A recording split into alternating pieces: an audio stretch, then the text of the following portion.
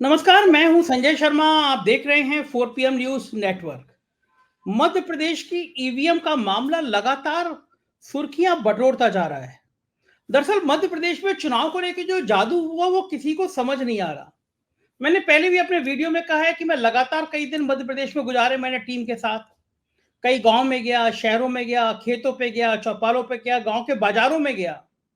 एक सीधी सीधी नाराजगी नजर आ रही थी लोगों में। लोग नाराज थे, गुस्से में थे। महंगाई से गुस्से में थे, डीजल के पेट्रोल के दामों से गुस्से में थे, गैस के सिलेंडर बनने के गुस्से में थे, बार बार जो परीक्षाओं में पेपर लीक हो जा रहे थे उनसे गुस्से में थे। ऐसी दिल्ली के कई बड़े पत्रकार गए, उन्होंने भी ये देखा। सभी मान रहे थे कि इस बार भाजपा की सरकार दोबारा नहीं आ पाएगी। सी वोटर ने भी देखा कि नहीं आ पाएगी, लेकिन अचानक एक चैनल आज तक कहता है कि हमारा सर्वे में, हमारे एग्जिट पोल में 156 सीटें आ रही हैं।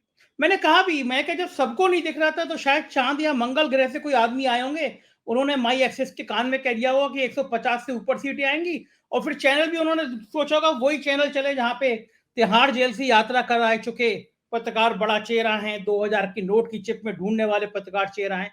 तो आज तक पे वो नतीजा भी लगभग वही आया। तो क्या ये साजिश थी कि पहले एग्जिट पोल के जरिए माहौल बनाया जाए और उसके बाद नतीजा लगभग वही पेश कर दिया जाए? हकीकत में इतनी वोट आए हैं। मामला कुछ भी हो, लेकिन शक की सुई फिर ईवीएम तक गई। तमाम पॉलिटिकल पार्टियों ने विरोध जताया। दिग्विजय सिंह ने एक ट्वीट भी कर दिया कि फेसबुक पर वोट डालने के अगले दिन एक व्यक्ति ने लिख दिया था कि कांग्रेस के प्रत्याशी को 77,000 और बीजेपी को 93.3% वोट मिलेंगे, और लगभग इतनी वोट निकले। तो क्या पहले से उसको पता था कि कांग्रेस को 77,000 वोट मिलेंगे? ऐसी तमाम चीजें आई। ईवीएम का मुद्दा जब सुर्खियों में बना तो मामला पहुंचा सुप्रीम कोर्ट। और सुप्रीम कोर्ट में ही मध्य प्रदेश के मूलतः रीवा के रहने वाले एक एडवोकेट हैं, नरेंद्र मिश्रा जी। इन्होंने बहुत पहल करी, लगातार इन्होंने बहुत मेहनत के संग रिट तैयार करी, सुप्रीम कोर्ट के सामने गए। और फिर जब इतनी बड़ी संख्या में सुप्रीम कोर्ट के सामने मामला पहुंचा तो सुप्रीम कोर्ट भी हैरान था। और फिर सुप्रीम कोर्ट ने आदेश किया, जिसके बाद खलबली मची हुई है। तो क्या है मामला पूरा ईवीएम का? मैंने सोचा पड़ताल की जाए, उन्हीं अधिवक्ता महोदय से बात की जाए जिनकी पहल पे सुप्रीम कोर्ट ने यह आदेश जारी किया। और मध्य प्रदेश में चलूं, मध्य प्रदेश के अपने स्थानीय संपादक को जोड़कर पूछूं कि मामला है तो है क्या। संजीव श्रीवास्तव जी, स्वागत है। स्वागत है नरेंद्र मिश्रा जी, आपकी पहल पे सुप्रीम कोर्ट ने ये मामला और आगे बढ़ा दिया। पहले मैं समझना चाहूंगा नरेंद्र जी, है क्या मामला? क्या आप लेकर गए सुप्रीम कोर्ट में? क्या आपकी रिट थी और क्या आपने कहा सुप्रीम कोर्ट से? देखिए, पहले तो आप लोगों के माध्यम से मैं पूरे भारत देश की जनता को नमस्कार करता हूँ। आपका इतना बड़ा चैनल है और आपने मुझे प्लेटफॉर्म प्रोवाइड किया। There are lot of peoples are already contact with, बहुत सारे चैनल्स भी कर रहे हैं, पर जो हमें प्लेटफॉर्म प्रोवाइड करने वाला था वो सोशल मीडिया थी। इस देश की आवाज़ बन के उभरी वो सोशल मीडिया थी। मुझे लगता है कि बहुत सारे सोशल मीडियाज के जो बहुत सारे यूट्यूबर्स थे, उनकी कई मिलियन तक, कुछ लोगों ने तो मुझे इतना डेटास दिया कि सारे यूट्यूबर और सोशल मीडियाज में जितने प्लेटफॉर्म है उनको सबको मिला दें तो लगभग 150 करोड़, मतलब 150 मिलियन के आसपास की गई है वीडियोस। एक मोटा डेटा आया है। मेरा ये है कि आपने मुझे ये क्वेश्चन उठाया, इट्स वेरी इंपॉर्टेंट। ये मामला है 22 नवंबर 2023 का। उस दिन क्या हुआ कि पत्रिका न्यूज ने बहुत बड़ा न्यूज़पेपर पब्लिश किया। इस पब्लिश में ये लिखा था कि 15,000 complaint reportable complaints has been pending before the election commission portal. ठीक है, डजंट मैटर, हमारे लिए कोई इश्यूज नहीं था। बट उसके पहले 18 तारीख को मध्य प्रदेश इलेक्शन कमीशन में बड़ी सारी कंप्लेन गई, जिसको पब्लिश करने वाला उन्हीं से पेपर से संबंधित दैनिक जागरण था। उसने यह लिखा कि दैनिक जागरण में कि जो है तो बहुत सारी ईवीएम स्ट्रांग रूम से शिवपुरी में पाई गई, जिसको लेकर के हम उन सारी चीजों को कंप्लेंट्स में वो भी देखा। इसी के साथ में आप लोगों ने देखा होगा कि एक मध्य प्रदेश में बड़ी योजना चलती है, उसको लाडली बहना योजना कहते हैं। वो 7 तारीख को मध्य प्रदेश के चीफ मिनिस्टर से पूरे पेमेंट्स को 12,000 रुपए पब्लिश कर दिए। इसके साथ में क्या होता है कि मध्य प्रदेश के जो चीफ मिनिस्टर है उसमें यह भी घोषणा करते हैं, फ्रेश अनाउंस भी करते हैं कि यदि हम न्यू चीफ मिनिस्टर बनेंगे तो हम इस अमाउंट को बढ़ा भी देंगे। ठीक है, वो भी मैंने मान लिया कि उन्होंने बढ़ा भी दिया। तो कोड ऑफ कंडक्ट का भी वायलेशन था। उसमें कोड ऑफ कंडक्ट को लेकर के बहुत सारे सेक्शंस दिए गए हैं, और वो सारी चीजें जो है तो कहीं ना कहीं वॉल्यूशन पर थी। हमने यह भी बोला कोर्ट के सामने, हमने पीएम को लेकर के भी बोला कि 17 तारीख को मध्य प्रदेश का इलेक्शन हो रहा है, तो मध्य प्रदेश का इलेक्शन जब 17 को हो रहा है तो आप 15 तारीख को अमाउंट रिलीज क्यों कर रहे हैं?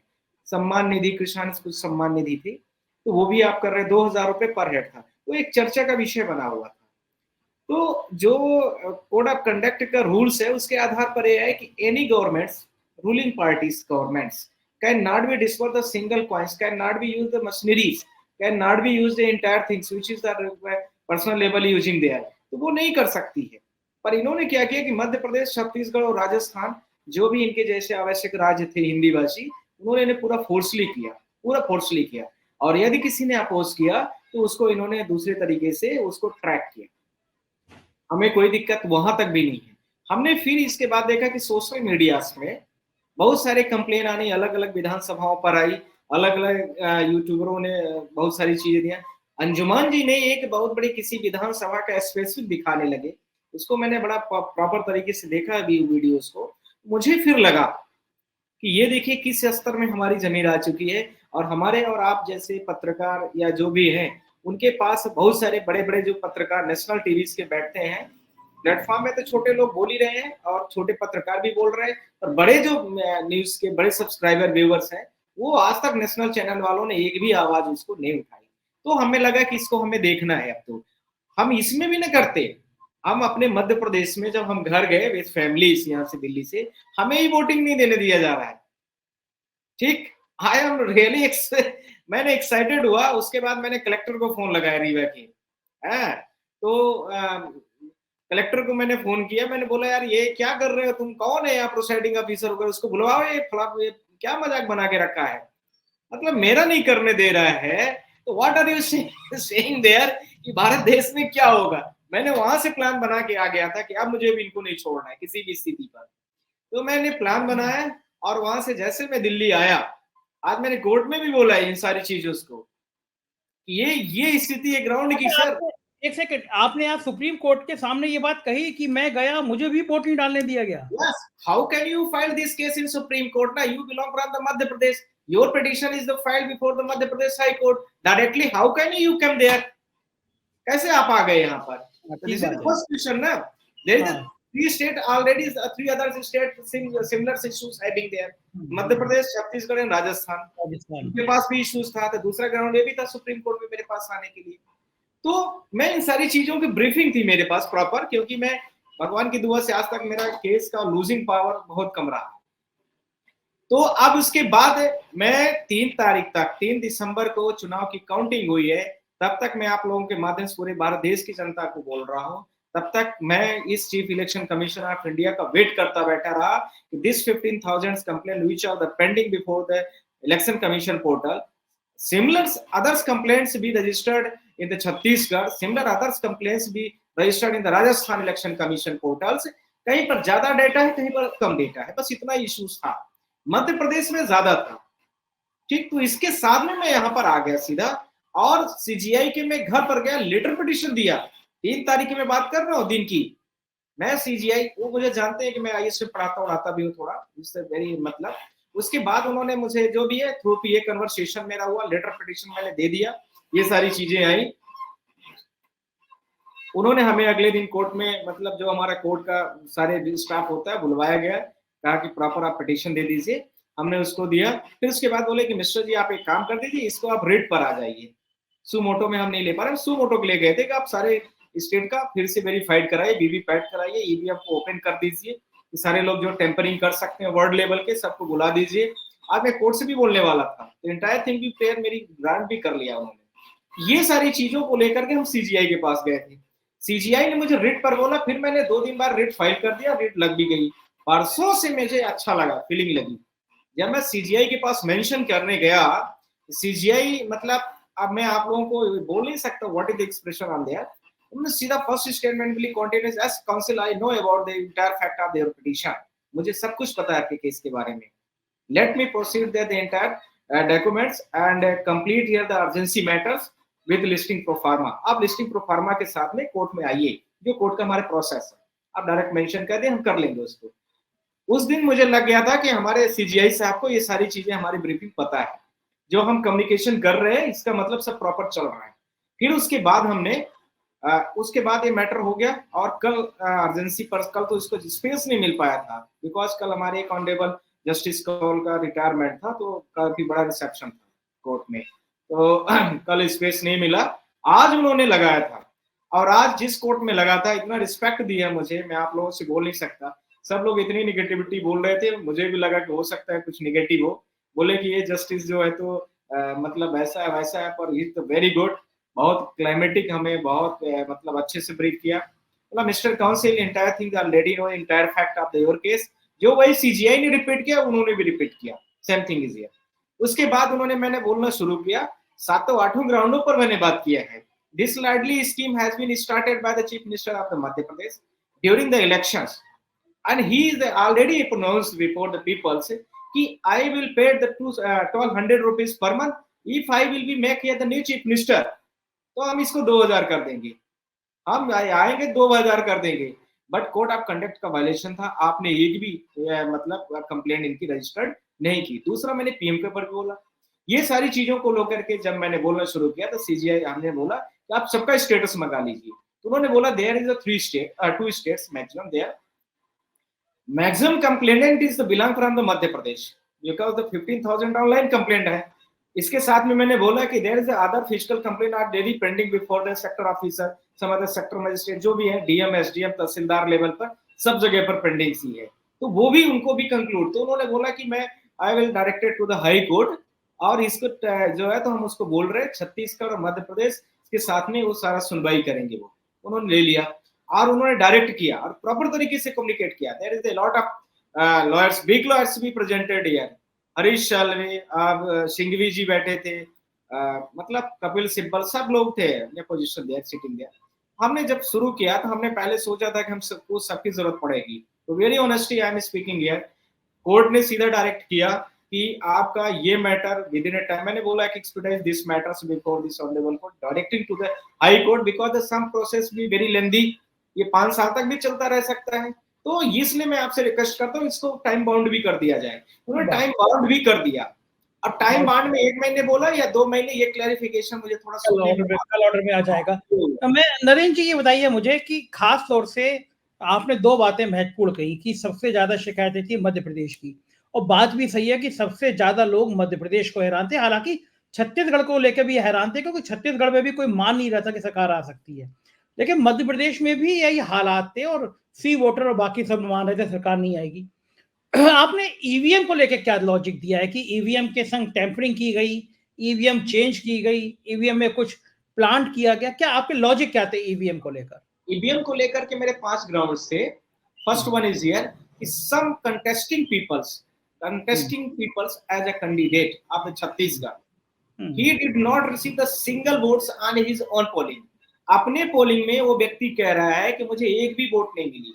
वो कहता है मेरे मदर ने दिया, मेरे फादर ने नहीं दिया, हमारे और घर के लोगों ने दिया, मैंने सबकी बात मान ली और मैं तो अपनी वोट दिया हूँ। वो बीएसपी के है कैंडिडेट और उनका कुछ नाम पटेल है। First. Second is here, mint news ने 2019 में बहुत सारे लोकसभा के समय के चुनाव के बहुत सारे, जैसे पंजाब वगैरह के और चंडीगढ़ वगैरह कुछ के लिए थे ऐसे एग्जाम्पल, यूपी के भी कुछ आए थे पंचायतों के चुनाव के, वो भी डेटा मेरे पास थी।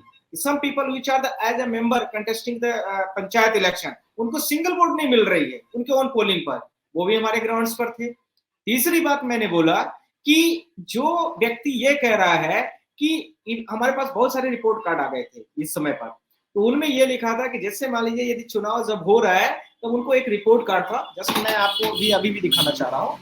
उसमें ये लिखा हुआ है कि ड्यूरिंग द इलेक्शन, जब चुनाव कंटेस्टिंग शुरू हो रहा है तो उस समय पर उनको 99% की बैटरी चार्ज है जब इलेक्शन शुरू हो रहा है।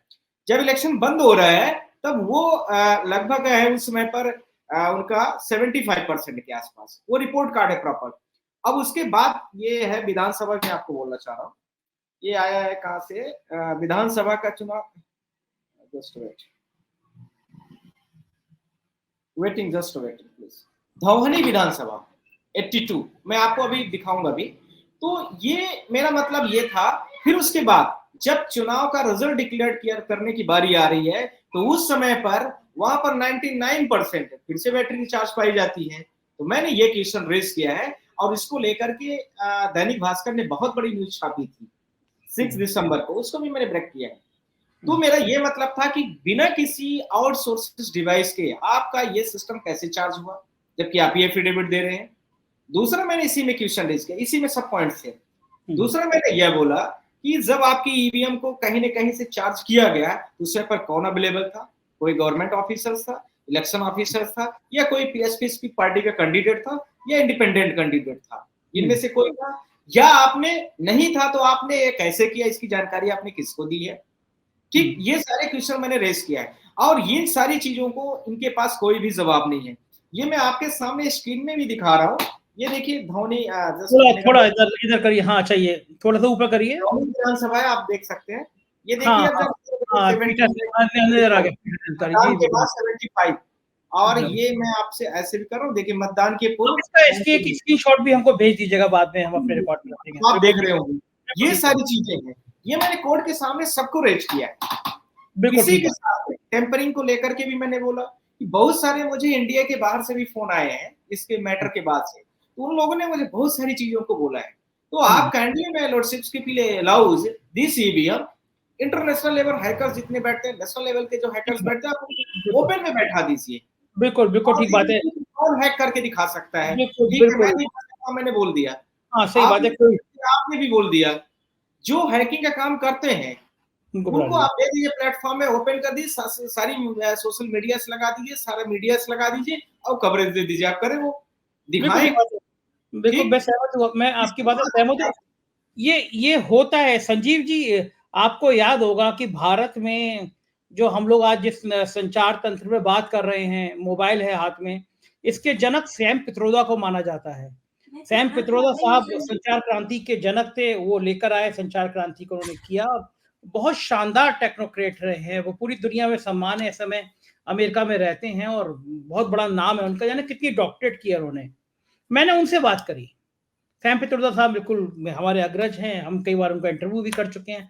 मैंने अविनाश नरेंद्र भाई, मैंने उनसे पूछा सैम पित्रोदा साहब से, क्योंकि मैंने उनसे कहा कि मुझे आपसे बेहतर कोई नाम नजर नहीं आता जिसको टेक्नोलॉजी इतना पता हो, क्योंकि उन्होंने तो इतनी ज्यादा संचार क्रांति की पढ़ाई की है। तो मुझसे उन्होंने कहा सैम पित्रोदा साहब ने कि बड़े आसानी के साथ ईवीएम मैनेज हो सकती है।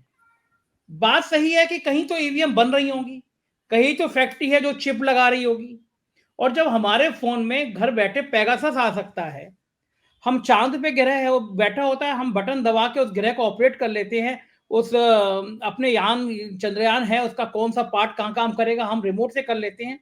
तो सॉफ्टवेयर में या चिप में क्यों नहीं मैनेज हो सकता? एक विधानसभा में केवल 20 ईवीएम मैनेज करनी है, चुनाव नतीजा बदल जाएगा।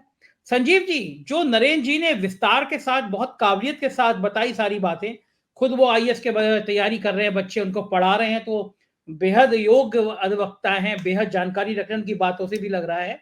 और इतने बढ़िया उन्होंने सुप्रीम कोर्ट के सामने तर्क रखे हैं, जिसके बाद सुप्रीम कोर्ट ने हाई कोर्ट को आदेश जारी किया है।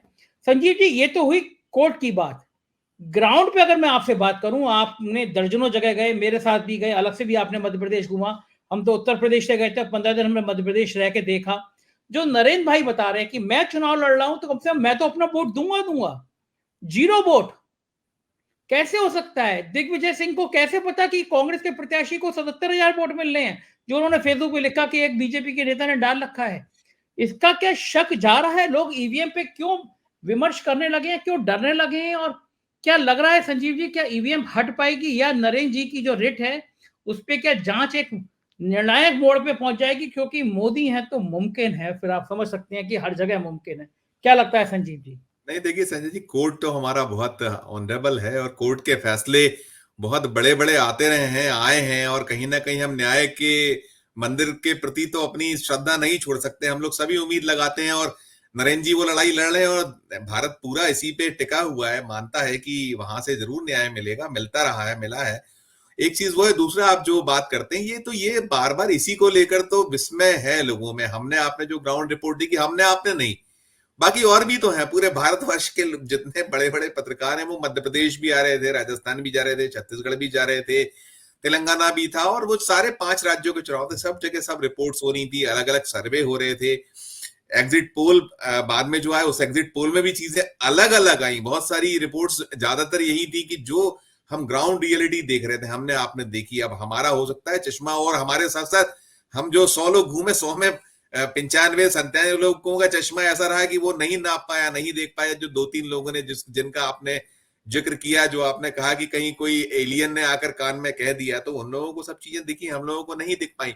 और ये देखिए, ये तो अब बहुत चर्चा का विषय तो पूरे भारतवर्ष में, अकेले ही नहीं, वो भारतवर्ष का था, हम तो, हमारा चैनल तो पूरे विश्व में देखा जाता है।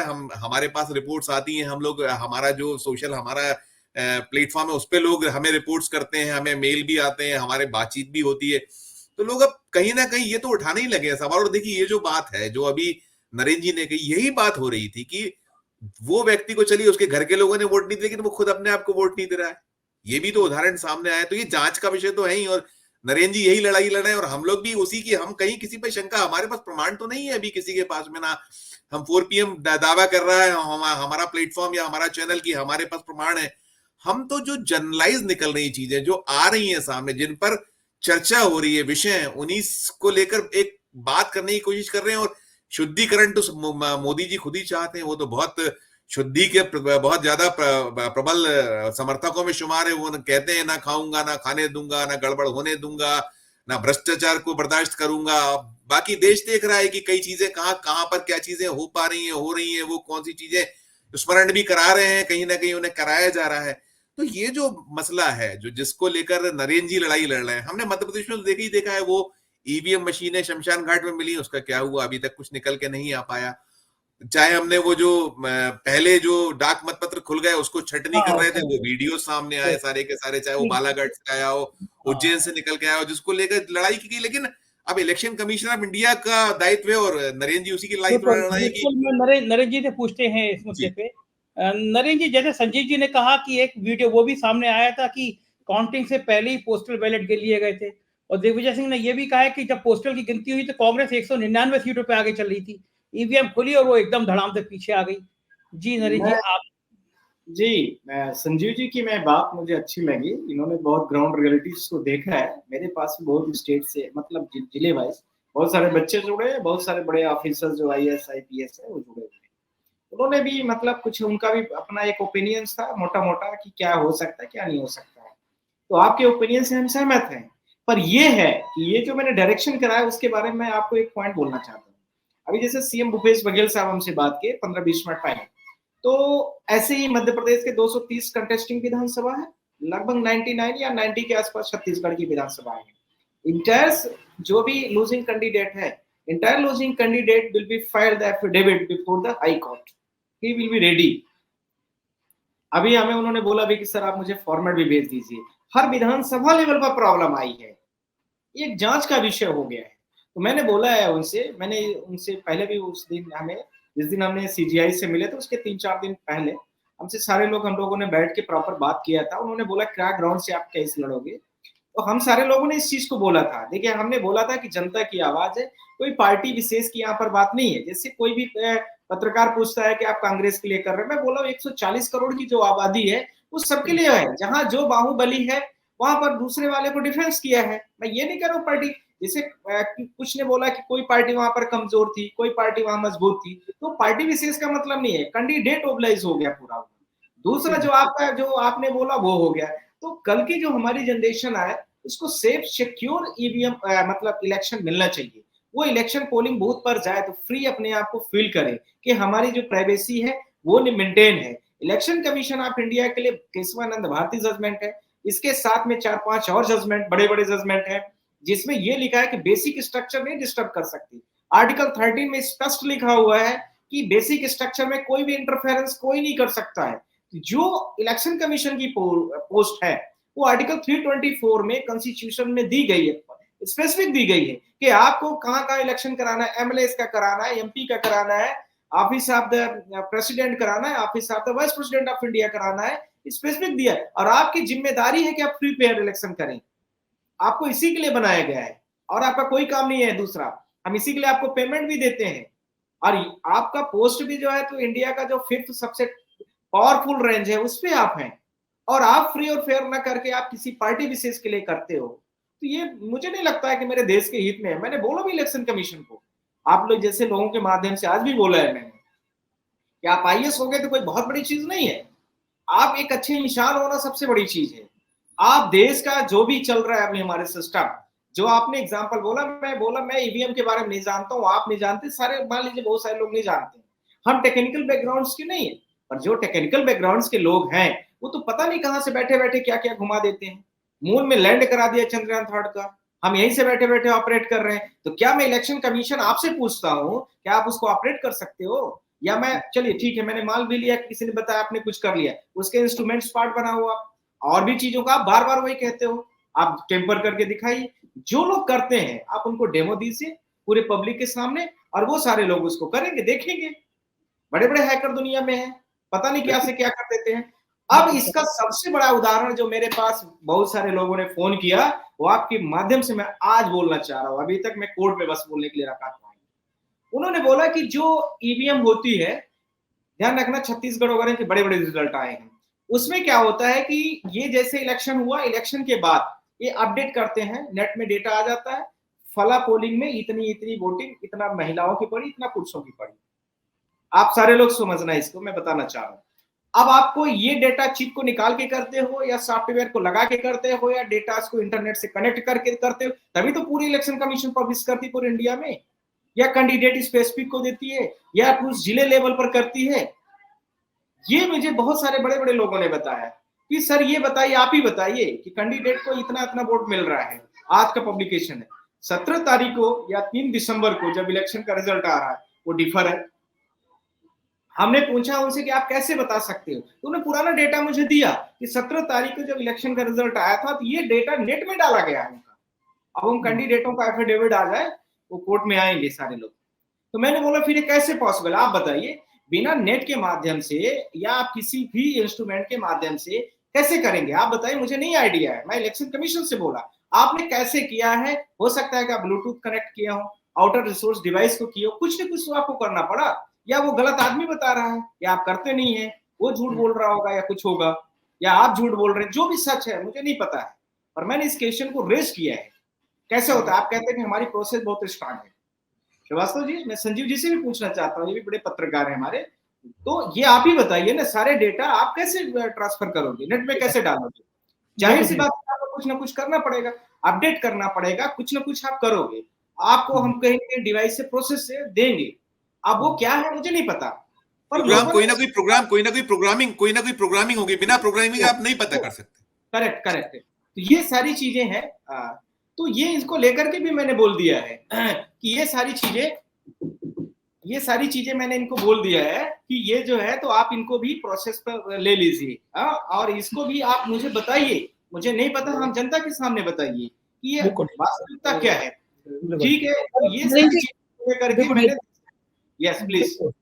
नरेंद्र जी, एक आखिरी सवाल, क्या लगता है आपको इसका फैसला क्या आ पाएगा, ईमानदारी भरा आ पाएगा, और ईमानदारी भरा फैसला कितने दिनों में आ पाएगा?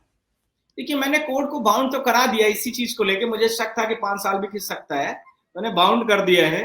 अब 230 विधानसभा मध्य प्रदेश के, 99 या 90 विधानसभा जो और भी कंटेस्टिंग कैंडिडेटों के साथ में छत्तीसगढ़ के सब आ गए। 90 है वहां की, 90 है, 90 वहां की। बाय मिस्टेक मैंने बोला 90 वहां के आ गए, ये सारे डेटा आ जाएंगे। अब हर पोलिंग लेवल पर कितना कितना इश्यूज है, बड़ा लेवल पर इश्यूज क्रिएट हो रहा है। और दूसरा, उसमें इंडिपेंडेंट कैंडिडेट भी शामिल है, उसमें किसी भी पार्टी का हो सकता है, भाजपा कांग्रेस से मेरा यहाँ पर मतलब नहीं हो रहा है। यहाँ तो सिर्फ मेरा मतलब है कि देश की जो जनता की जो राइट्स है, वोटिंग राइट्स, वो फ्री एंड फेयर हुआ है कि नहीं हुआ है, बस इतना ही मेरा मतलब है इसमें। और नहीं है तो क्यों नहीं है, और यदि नहीं हो रहा है तो उसको फैक्ट को सही करिए, या फिर आप जो भी पुराने प्रोसेस थे हमारे, मैनुअल प्रोसेस, जो क्या नाम था उसका, जो हम लोग स्टैम्प वगैरह लगा के डालते थे, यस बैलेट पेपर वाला, वो करो आप, जिसमें सारे लोग कंफर्ट फील करेंगे, ये वाला टेक्निकल इश्यूज तो नहीं रहेगा। जी संजीव जी, मैं सर आपसे ये पूछना चाह रहा था नरेंद्र जी से, जैसे आपने कहा कि आपकी आज छत्तीसगढ़ के मुख्यमंत्री पूर्व मुख्यमंत्री भूपेश बघेल जी से बातचीत, यदि कुछ ऐसा हो जो बताने लायक आपको, अगर ऐसा कुछ ना हो जो देश जान सके, अगर आप बता सके तो कुछ उस बारे में, यदि कुछ। मैंने उनसे, ये छत्तीसगढ़ के सीएम साहब से मैंने मीटिंग करके बोला था इस चीज को लेकर के कि पूर्व छत्तीसगढ़ के मुख्यमंत्री, अपूर्व मुख्यमंत्री। एक्स चीफ मिनिस्टर से मैंने इस चीज को रिक्वेस्ट करके बोला था, हम सारे लोग मीटिंग में थे, हमने बोला कि सीएम साहब आप उस समय तो सीएम साहब ही थे, छत्तीसगढ़ में जो भी इश्यूज हैं आप विधानसभा लेवल पर वो करिए आप। तो मैंने अपने एजी को बुलाया था। आपने बताया कि आज भी आपकी बात हुई, आज भी आपकी बात हुई, ऐसा आपने बताया। मैं आ रहा हूँ, कम टू द पॉइंट आ रहा हूँ। तो आज जब ऑर्डर आ गया, तो ऑर्डर आने के बाद उनको भी थोड़ा सा ये लगा कि नहीं, ये सीधे जो मिश्रा जी स्वयं पर कह रहे थे वो प्रॉपर वे था। तो मुझे लगता है कि अबेजी साहब ने क्या कम्युनिकेशन किया, I don't know about that. तो उन्होंने आज मुझे बोला है कि मिश्रा जी सारी पिटीशन प्लस जजमेंट जो कोर्ट का आया है, क्योंकि मध्य प्रदेश छत्तीसगढ़ दोनों है इसके, तो वो दोनों मुझे भेज दीजिए। तो हम यहाँ से हर विधानसभा लेवल पर जितने इश्यूज होंगे हम सबको टैग करा देंगे। टैग कराने पर विधानसभा वाइज, पोलिंग वाइज हर कैंडिडेट के एफिडेविट के साथ में जितनी कंप्लेन जहां है सब आ जाएंगे, निकल के सामने हो जाएगा सब। तीसरा मैंने मतलब पांचवा इसका सबसे लास्ट कंक्लूजन था, मैंने ऑनरेबल कोर्ट से रिक्वेस्ट भी किया कि आप वीवीपैट वाला इश्यूज जो है, बहुत सारे पोलिंग में कोई कहता है कि 4 वोट ही मतलब उसको चेक किया जाता है, वेरीफाइड किया जाता है। हमने बोला है कि ऑनरेबल्स बहुत सारे lot of peoples are suffering in this type of suspense which is created by the media, which is created by the political party, which is created by the mandatas। ये सब सारे इश्यूज हैं। तो आप उसको जो शक कर रहा है, मान लीजिए मेरे विधानसभा का शक है रीवा का, तो आप उसको पूरा क्रॉस वेरीफाइड करा दीजिए वीवीपैट से, जो वीवीपैट का कितनी पोलिंग कितनी हुई, कितनी वोट पड़ी, आगे हुई कि पीछे हुई, वो सब क्लियर हो जाएगा। डेमोक्रेसी है, हमारे लिए ही वोट हो रहा है, हमारे लिए ही चुनाव हो रहा है, और हमें ही यदि डाउट लग रहा है, मैं आपको अपनी घटना बता दिया कि हम अपने फैमिली के साथ में वोट नहीं डालने पा रहे हैं। अब इससे बड़ा क्या चाहिए आपको सबूत? सही बात है, कितना पढ़ा लिखा सुप्रीम कोर्ट का लॉयर है। मतलब मैं फिर डीएम को फोन लगाया, कलेक्टर को रीवा के, मैंने बोला आप सोच सकते हैं क्या क्या स्थिति रही होगी। मुझे साइडिंग ऑफिसर, दुनिया भर के लोग हमारी वोट डला ली, वो ठीक है, the entire people are not having the same types of the power or something at the using of the laws ना। बिल्कुल ठीक है, नहीं होगा तो बेचारा वापस भाग जाएगा वहां से। बिल्कुल सही, ऐसा होता भी है। आप समझ सकते हैं वहां पर जो पोलिंग का बीएलओ होता है, बीएलओ वगैरह सारे लोग मुझे जानते हैं, वो सब दौड़ दौड़ के आए कि अभी मेरी नौकरी नहीं चली जाए। ये इश्यूज हर जगह हर आदमी कर नहीं सकता ये। बहुत बहुत शुक्रिया नरेंद्र जी, आपने इतना महत्वपूर्ण जानकारी दी, हमको समय दिया। हम कोई लेटेस्ट अपडेट होगा तो बताते रहिएगा, हम फिर संपर्क करेंगे। बहुत बहुत आभार संजीव जी, थैंक यू। तो ये थे एक शानदार एडवोकेट, और आपको बहुत अच्छे से नरेंद्र जी बता रहे थे डिटेल्स में। आपने समझा, समझिए खेल को। किसी को लहर नहीं दिख रही है, अचानक एक चैनल को लहर दिख रही है, एक कंपनी को लहर दिख रही है, और नतीजा वैसे ही आ जा रहा है। मैं कुछ कहूंगा नहीं, लेकिन पूरे देश में ईवीएम पर सवाल खड़े हो रहे हैं। कांग्रेस और बाकी विपक्षी दल ईवीएम पर सवाल खड़े कर रहे हैं। वक्त आ गया है कि चुनाव की निष्पक्षता पर बात हो, बहस हो, क्योंकि इतने नाकारा और नपुंसक चुनाव आयोग के चलते तो देश में निष्पक्ष चुनाव होने से रहे। अपनी राय से अवगत कराइएगा, हमको सब्सक्राइब करिएगा, ज्वाइन करिएगा, बने रहिएगा हमारे साथ। शुक्रिया, थैंक यू।